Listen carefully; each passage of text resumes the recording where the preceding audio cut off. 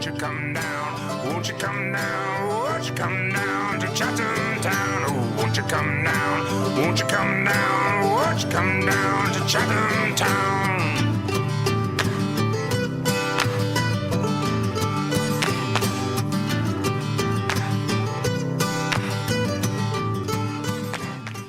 Hello, and welcome to the River Lit podcast number 7.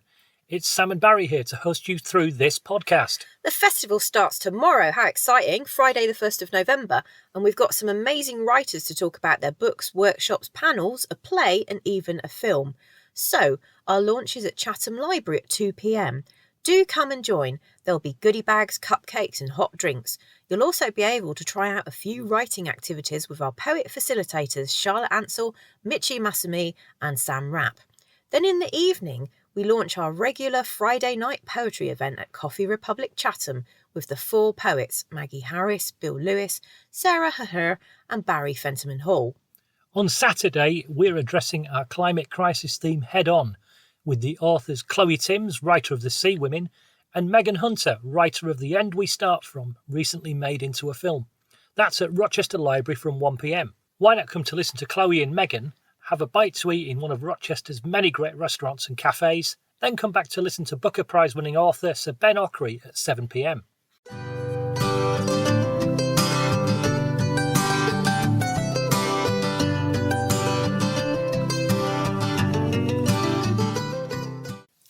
In a change to our regular podcast schedule, we're going to do the recycled writing tip now because it's Ben Ockery's 10 truths about writing.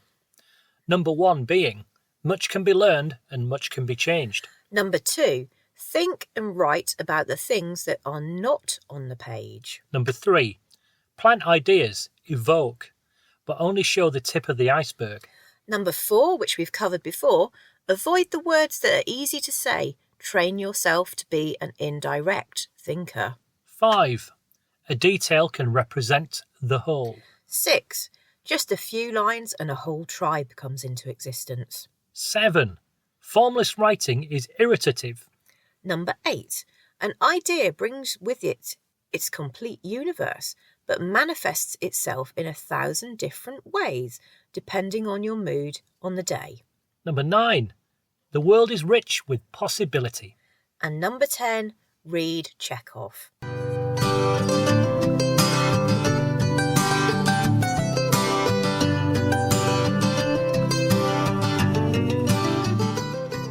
Now back to our listings.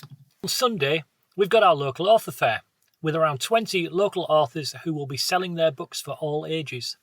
We've got fairy elves for toddlers and military history as we approach Armistice Day. There'll be books written by dogs too. Poetry, fantasy, football and romance and much more. So if you want to get a head start on your Christmas shopping, Rochester Library from 12:30 is the place to be. There will also be panels on self-publishing and getting published, and author Louisa Campbell will be talking about her novel based on real lives, Secret Street. Then, for a more adult reader, dominatrix and columnist Melissa Todd will be joining us at the Eagle Tavern from 8 p.m. The Eagle Tavern is in Rochester High Street. So now, on to Anne-Marie, who has interviewed Bill McGuire, who you can see next week on Wednesday 6th of November at Rochester Library at 7 p.m, and Tom Huddleston, who is one of our last events on the 30th of November. Though Bill is a climate scientist and campaigner, and Tom is a journalist and author, the topic of the books they'll be talking about at Medway River Lit have actually got many common themes, as you will hear. I'm delighted to be speaking with Bill McGuire, an academic, activist, broadcaster and best-selling popular science and speculative fiction writer. He is currently Professor Emeritus of Geophysical and Climate Hazards at University College London. His non-fiction book, Hothouse Earth, provides a steely-eyed view on how we can cope with a hothouse world. So first of all, Bill, thank you so much for joining us today. And can I just... Very welcome. Oh, thank you. And can I just start off by asking how you managed to fit everything in? Well, the thing that makes it a bit easier is that what emeritus means is effectively retired. Oh. So I'm still connected to UCL, but I don't teach and I've finished doing active research. So all my time now is spent on writing and climate activism. So that helps a little bit. The rest of the time I spend planting veg and fruit and eating it. So what are you at the moment? What have you got like an allotment, or is this a garden? Well, we've got about, we're up in the Peak District, up about 1,000 feet up. We've got about an acre of land. Much of it is terraced with dry stone walls, and we grow much of our own fruit and veg as we can. Something everybody's going to need to be doing in the future. Absolutely. And have you been having a good year so far? Not bad, not bad at all. It's nice to have a meal where everything virtually comes from the garden. I think that's tremendous. Oh, exactly. That must be so satisfying. So thank you so much, like I was saying, for joining us today. And I was just wondering if to start off with, I could ask you to explain to our listeners what the 1.5 degrees target is, and if there really is no chance that the world can actually meet this target in the coming years. Yeah, what 1.5 degrees C, it's a limit really, not a target. We're not aiming for that. We're aiming to stay under it. But it means keeping the global average temperature rise below 1.5 degrees above what it was in pre-industrial times. Now, last year, it was 1.54 degrees. So the first year ever that the temperature rise got above 1.5. When we talk about 1.5 degrees as a dangerous climate change guardrail, however, we're talking about going above that temperature permanently. That is almost certain. Well, it will happen in the 2030s now, possibly even before. So it's practically impossible to stay below that temperature rise. And what that means is we can't dodge dangerous climate change, which will be all pervasive. It will affect every one of us every day of our lives. That's very sobering. So what can we do to stop this bad situation getting any worse? And is there any tips you can give to people for what they can just do on an everyday basis? Well, last year, human activities pumped out 40 billion tons of carbon dioxide. 36 billion of that, nearly all of it, was from burning fossil fuels. So it's pretty obvious what we need to do. Now, if we stop burning fossil fuels, we've almost solved the situation, the problem at a stroke. So there's so much we can do as individuals, or there's only so much we can do. We can not fly, which is one of the worst things. We can eat a lot less meat, because that, again, has very high emissions. We can switch to a green energy tariff for electricity. Obviously, things like recycling, that all help. But these are all relatively tiny compared to what governments need to be doing, and that is stopping subsidizing fossil fuel companies, stopping the production of new oil and gas. And that's really the only thing that's going to bring emissions down fast enough, because they need to fall by something like 42% in the next 65 months to have any chance of staying this side of 1.5. That's not going to happen.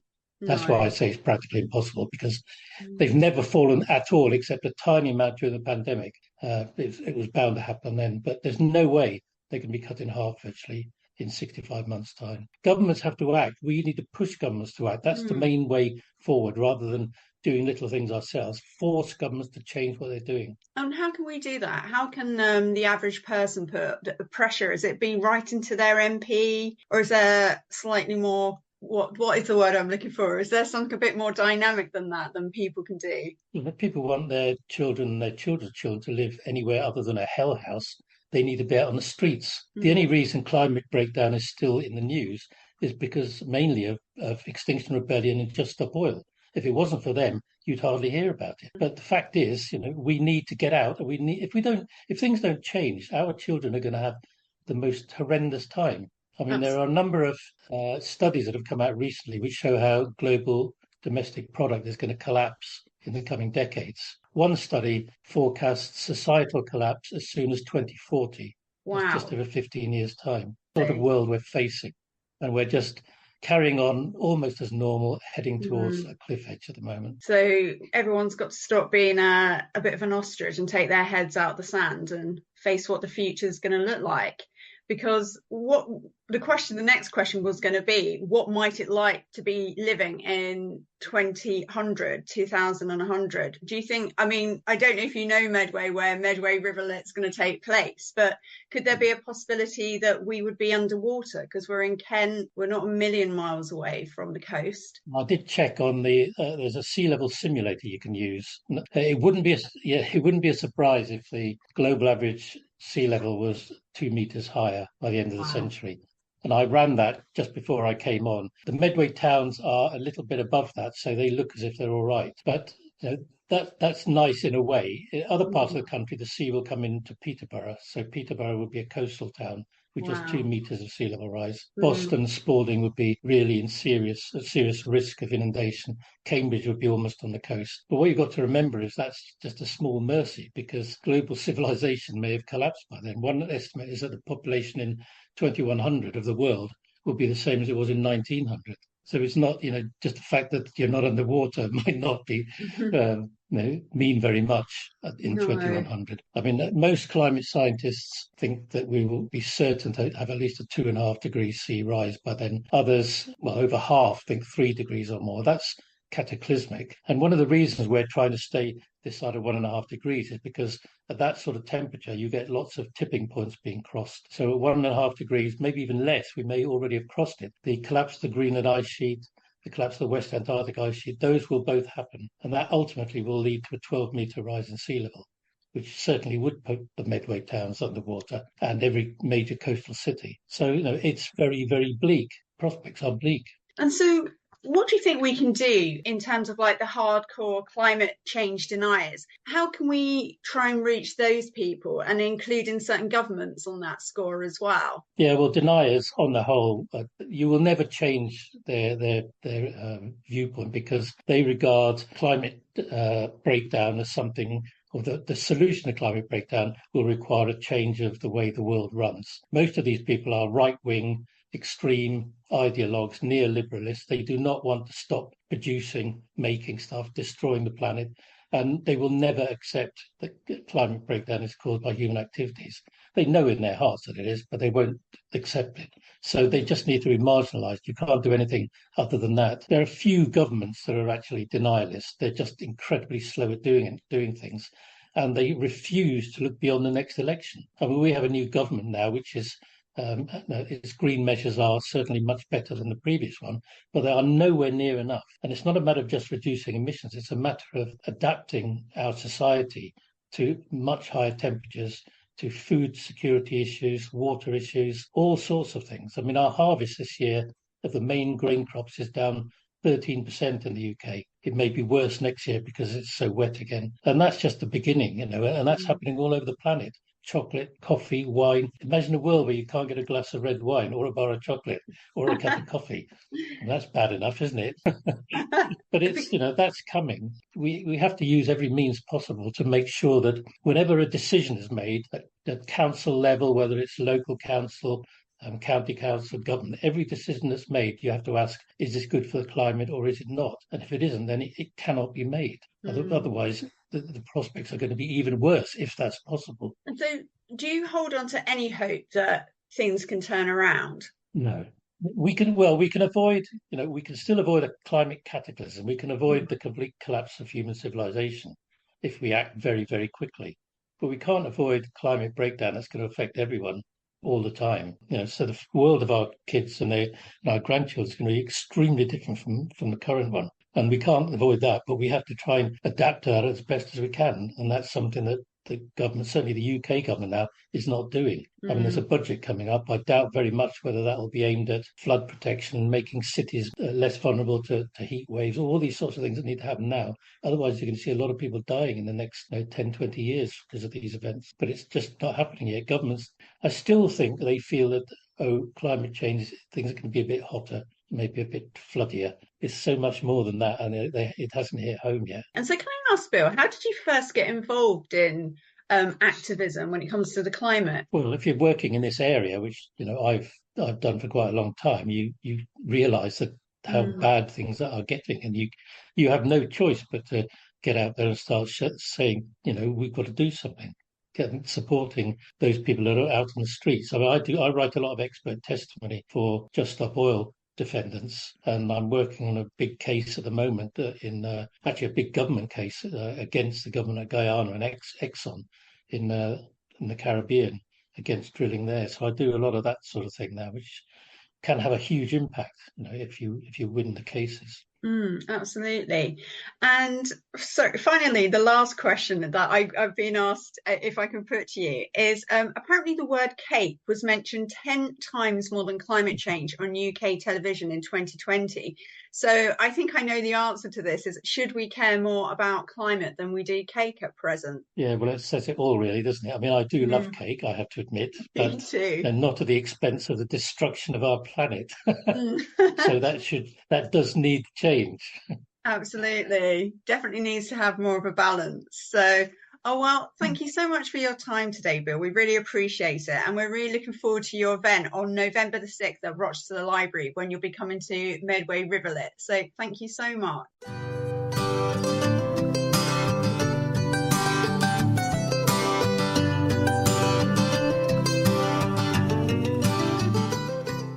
I'm delighted to be speaking with author and freelance journalist Tom Huddleston, whose work has appeared, among others, in The Guardian, Time Out, and Little White Lies. He is the author of several sci-fi and fantasy novels for younger readers, including the acclaimed Floodworld trilogy. We're looking forward to his event at Medway River Lit in November on the Worlds of June, the places and cultures that inspired Frank Herbert. So thank you so much for joining us today, Tom. So for those who don't know what Dune by Frank Herbert is, can you briefly explain it to our listeners? Yeah, so I mean, Dune is certainly the best known, probably the best-selling science fiction novel ever written. It was initially published in installments in 1964 to 1965 and came out as a standalone volume in 65, I want to say. The novel was written by Frank Herbert. It was his second novel. He was ex-Navy, occasional journalist, photo researcher, political speechwriter, and general man of all trades. And yeah, as I said, it was his second novel, and it took him several years and a huge amount of research to write. So my book, The Worlds of Dune, The Places and Cultures That Inspired Frank Herbert, was about digging back into that research that he did and that fed into his novel. So essentially, for people who haven't read it or who haven't seen either the 1984 or the recent two-part cinematic adaptations, it tells the story of a young man called Paul Atreides from a wealthy family. Takes place 10,000 years in the future. The Atreides family are dispatched by imperial decree to travel to the planet Arrakis, colloquially known as Dune, which is a world entirely encompassed by desert, and there to take charge of the production of a substance called melange, a spice, which enables limited prescience and therefore helps with space travel, make space travel possible, essentially. So, and that's just the bare bones of the beginning of the story. It kind of widens its scope from there into a kind of a rebellion story. The not indigenous but kind of First Nations have been there for a long time. Culture of Arrakis is a people known as the Fremen, and they rise up against the Imperium, and Paul Atreides ends up leading them. So it's kind of a Lawrence of Arabia style rebellion story by the end, and that's kind of Dune in the smallest nutshell that I can make it. There's a heck of a lot more to it than that. I can imagine it's really difficult when something's as expansive as Dune to try and get a very short description, but you nailed it. You mentioned the film adaptations, and do you actually have a favourite between the David Lynch version from 1984 or the more recent Denis Villeneuve duology? I think they both have their strengths and weaknesses. The Lynch version attempts to cram the entire book into a single film. That wasn't originally the case. Initially, he was going to make two films as well, which I think is absolutely necessary. So he tried to cram an awful lot of material into a single film, and final cut of the film was taken away from him. So it is kind of a hobbled film. But I think that what that film does really well, firstly, is the design. I think it's beautiful. The way I see Dune when I read it is I see it as the David Lynch movie, perhaps because I grew up with it, but also the casting in his film is really, really wonderful. He has, Carl MacLachlan as Paul, but in his first film role, but also people like Patrick Stewart, Brad Dourif, Dean Stockwell, just this wonderful cast of kind of unusual actors who really bring to life these quite unusual characters that Frank Herbert created. And it's that if that's the strength of the David Lynch film, it's kind of the weakness of the Denis Villeneuve version. His cast are very talented, and I really like Timothée Chalamet as Paul. I think he looks the part and he plays it well. But particularly in the first film, I think his cast don't have quite the same kind of unusualness, and they don't quite bring the characters to life as much as the David Lynch one. But at the same time, it's more. He has the space to explore the story properly, and I think in the second part particularly, he really goes for it, and I found it very, very satisfying. I'd be extremely surprised if there isn't a third film.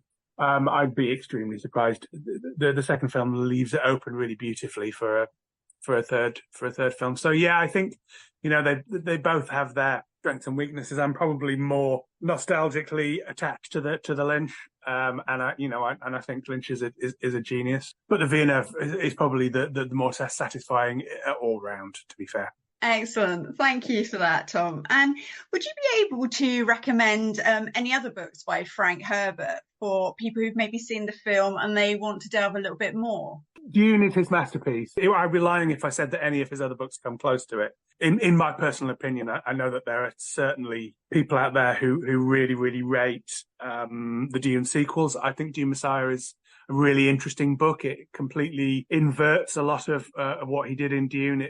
It kind of unpicks the mythology of Paul as a Messiah figure in a really, really interesting way, and I think a really important way. I think it's a necessary book and a kind of counterpoint to Dune. After that, the series for me goes off the rails. Of his other novels, there's really interesting stuff. He explores Messiah ideas in novels like The Godmakers and Heisenberg's Eyes. He explores a lot of the same themes in Dune, but for me, he never quite manages to realize them as interestingly or as satisfyingly as he does in Dune.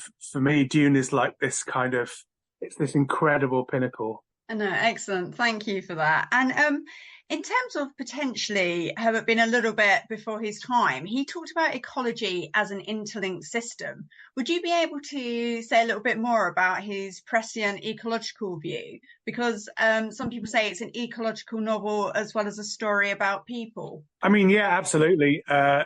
It very much was intended as an ecological novel dedicated to the so-called dry land ecologists, people working in deserts around the world. So, yeah, I think one of the things that's really, really interesting about Dune is that it treats the planet Arrakis, known as Dune, as an entire system. So Herbert had lived through the Dust Bowl. He'd read Silent Spring by Rachel Carson, which was released while he was writing Dune, and in that nonfiction book, she basically looked at the impact of pesticides and discovered that the impact of them was getting into the food chain and eventually coming around and affecting humanity, getting into the rivers, getting into the soil. So that, I think that really fascinated Herbert. And he would also have read the Mars book by Edgar Rice Burroughs, which also take place on a planet which is kind of turning to desert.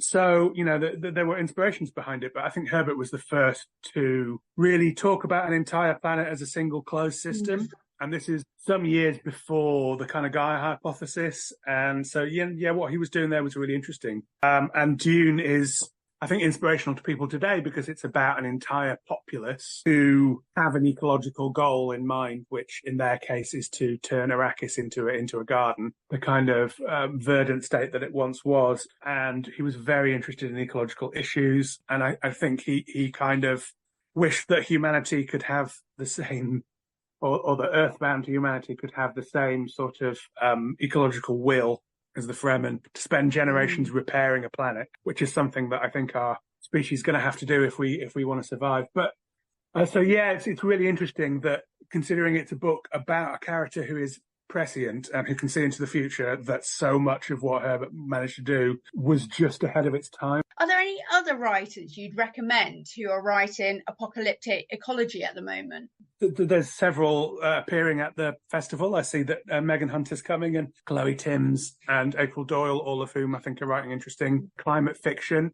So maybe my personal favourite writer of climate fiction is Kim Stanley Robinson, who wrote the Mars trilogy. So that's Red Mars, Green Mars, Blue Mars. Very Dune-inspired novels about the settlement of Mars, and they go very much into kind of ecological detail and climate and all that kind of stuff. So yeah, I think there are loads of people writing really interesting climate fiction, some more seriously than others. I don't pretend that my Flood World trilogy is particularly scientifically informed. I'm no Frank Herbert, and I'm certainly no Kim Stanley Robinson, but it's an interesting thing to kind of imagine the future. I've done a lot of workshops with kids, and it's always really fun to get them to imagine the future and what it could be like, and without getting too depressing about it, obviously. So yeah, it's really interesting. I think speculative fiction is really having a moment. Can I ask you, Tom, what inspired you to write The Worlds of Dune? It was actually a commission. So a few years ago,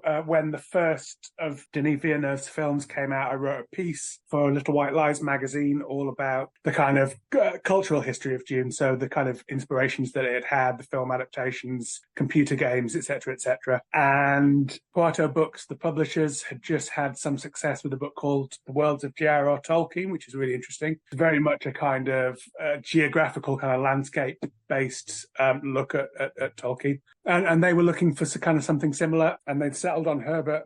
What with the Dune movies coming out, they'd settled on Herbert as a kind of good bet. So they were looking around for someone to write a book about Herbert, and they approached me off the back of the Little White Lies article. Excellent. And I immediately said yes. And can I just ask, Tom, what next? I hear you've got a book coming out about George R.R. Martin. Could you tell us a little bit more about that? Yes, so it's very much in the same vein. It's called The Worlds of George R.R. Martin. So the Dune book was such a pleasurable experience that Quarto then asked me if I'd write one on George R.R. Martin, and yeah, it was a really again a really fun project. So Martin isn't the kind of polymath that Herbert was. He isn't a kind of roll your boots up and actually experience things sort of guy in the way that Herbert was. He's much more of a reader. So with George R.R. Martin, it was about digging into the kind of historical influences behind the Game of Thrones, the Song of Ice and Fire series, about the literary influences. So, he's one of those people who reads everything. So that, that he takes inspiration from as much from early Marvel comics as from historical novels and I, Claudius, all this kind of stuff. So it was more about kind of digging into his literary influences and his historical influences. So he obviously draws a lot on particularly medieval history, the Wars of the Roses, all that kind of stuff. All feeds into Game of Thrones. So yeah, it was a really, really interesting and enjoyable experience. And the book's out in the next couple of weeks. And both books are just beautiful to look at. They're really, really lovingly illustrated, full of photographs and paintings and historical documents and maps and all this kind of stuff. They're really beautiful books. That's not my responsibility or my I just did the words. So yeah, for fans of either of Herbert or of George R.R. Martin, hopefully they'll be really appealing. Oh, fabulous. It sounds like they're very visually attractive, but you've also done a great job at making them really accessible. So thank you so much for joining us today, Tom. I really appreciate your time, and we really look forward to hearing you read Medway River Lit in November.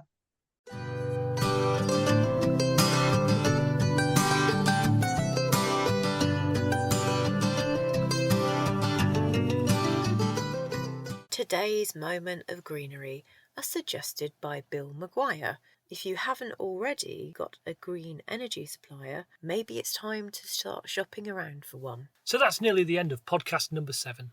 And there's some people we need to say thanks to. Firstly, today's guests, Bill McGuire and Tom Huddleston. Also, thanks to our sponsors, Your Paper Quest and Dragon Co-working. Our funder, Medway Council and Libraries, Coffee Republic, The Eagle Tavern, Intra Arts, Spotlights Theatre, Medway Changemakers and volunteers, and thanks to our festival friends, Chris Brown, Louisa Campbell, Stuart Turner, Matt Adcock, Stephen Keeville, Joe Eden, Barnaby Harsant, Lizzie Perkins, Marie Crozier, Bethany Goodwill and Sylvia Barnes, and our festival programme advertisers. Thanks also to Neil Thorne and his dad Roger, Mitchie at the Black Art Hub and Electric Medway. The river is lit. Look forward to seeing you at the festival. You can find further details on our website at www.medwayriverlit.co.uk or follow us on social media. Links are in the programme notes.